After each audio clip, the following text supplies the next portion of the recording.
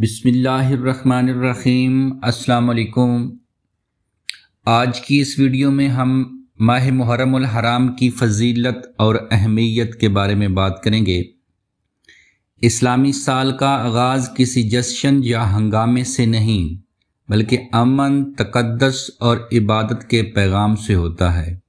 ماہ محرم الحرام وہ بابرکت مہینہ ہے جسے خالق کائنات نے خود حرمت والا قرار دیا ہے۔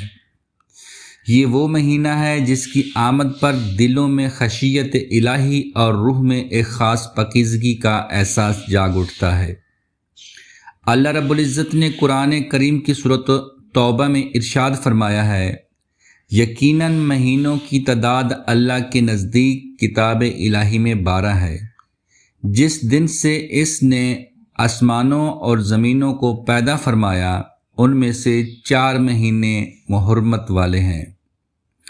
مفسرین فرماتے ہیں کہ ان 4 مہینوں میں گناہ کا وبال بھی بڑھ جاتا ہے اور نیکیوں کا اجر و ثواب بھی دگنا کر دیا جاتا ہے، اور محرم ان حرمت والے مہینوں کا تاج ہے۔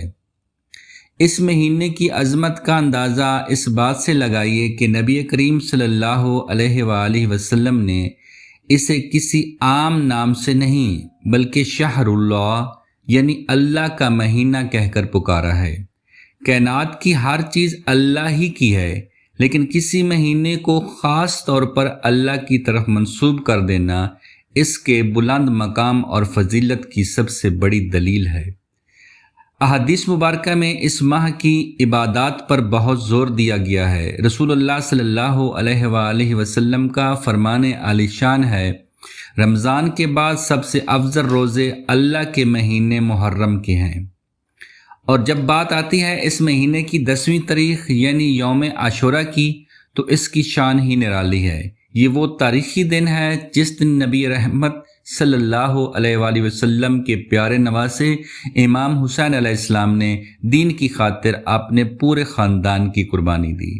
اسی دن اللہ تعالیٰ نے حضرت موسیٰ علیہ السلام اور ان کی قوم کو فرعون کے ظلم سے نجات دی اور فرعون کو اس کے تکبر سمیت غرق کر دیا۔ اسی شکرانے میں سیدنا موسیٰ علیہ السلام روزہ رکھا کرتے تھے، اور ہمارے پیارے نبی صلی اللہ علیہ وآلہ وسلم نے بھی امت کو اس دن روزہ رکھنے کی تاکید فرمائی۔ اگر آپ اپنے ماضی کے گناہوں سے پریشان ہیں تو یہ دن آپ کے لیے اللہ کی رحمت کا دروازہ ہے۔ جامعہ ترمذی کی روایت کے مطابق آپ صلی اللہ علیہ وآلہ وسلم نے فرمایا، مجھے اللہ کی ذات پر امید ہے کہ عاشوراء کا روزہ گزشتہ 1 سال کے گناہوں کا کفارہ بن جاتا ہے۔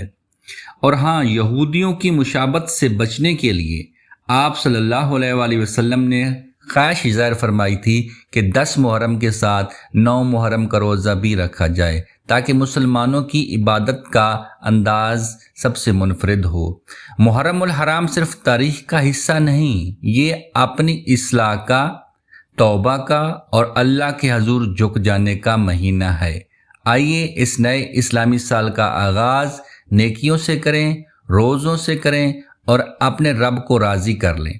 اللہ تعالی ہمیں اس بابرکت مہینے کی حقیقی برکات سمیٹنے کی توفیق عطا فرمائے، آمین۔